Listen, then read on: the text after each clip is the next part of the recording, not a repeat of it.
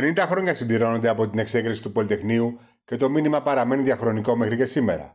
Φοιτητές και φοιτητικοί σύλλογοι βρίσκονται έξω από το παράρτημα του Πανεπιστημίου Πατρών για να τιμήσουν τους νεκρούς του 1973.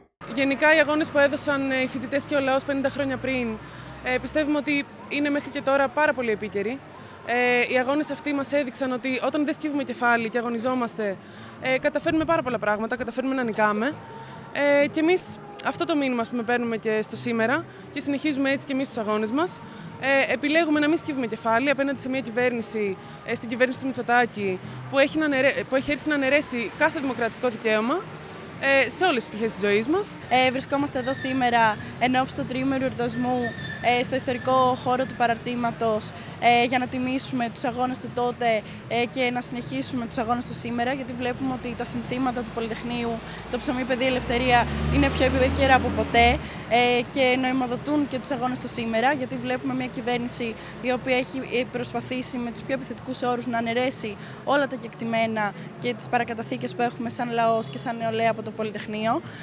Και εμείς βρισκόμαστε σήμερα εδώ για να δώσουμε το στίγμα και να πούμε τέλος πάντων και να δώσουμε ένα μήνυμα σε αυτή την κυβέρνηση ότι εμείς δεν πρόκειται να σκύψουμε κεφάλι. Τα προβλήματα της νεολαίας σήμερα είναι διαφορετικά σε σχέση με εκείνη την εποχή.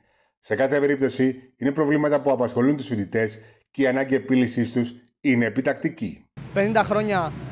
Για 50 χρόνια συνεχίζει να μας θυμίζει το Πολυτεχνείο ότι σήμερα οι αγώνες έχουν νόημα.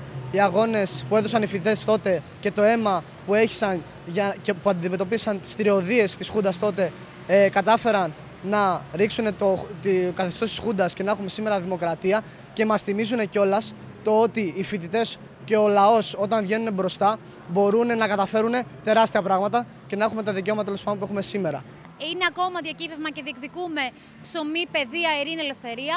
Σε μια περίοδο που κάθε κεκτημένο μας χτυπιέται, υπάρχει ανάγκη εδώ και τώρα να παλέψουμε για μια δημόσια δωρεάν παιδεία στο ύψος των αναγκών μας, που θα μπορούν όλοι να έχουν πρόσβαση σε αυτή.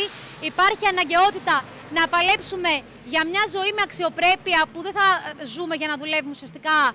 Θα δουλεύουμε αξιοπρεπώς, με συλλογικές συμβάσεις εργασίας, με αξιοπρεπή ωράρια, με αξιοπρεπείς μισθούς. Η φωνή της νεολαίας σήμερα παραμένει δυνατή και ζητάει λύσεις προκειμένου να μπορέσει να συνεχίσει να ονειρεύεται. Το κύμα της ακρίβειας έχει επηρεάσει πάρα πολύ και εμάς τους ίδιους φοιτητές και το ελληνικό νοικοκυριό τέλος πάντων, που βρισκόμαστε σε μια πολύ δυσμενή κατάσταση τώρα και ένα όλο και αυξανόμενο ποσοστό φοιτητών αναγκάζεται να δουλέψει έτσι ώστε να ανταπεξέλθει και να μπορεί να στηρίξει ένα σπίτι για να σπουδάσει.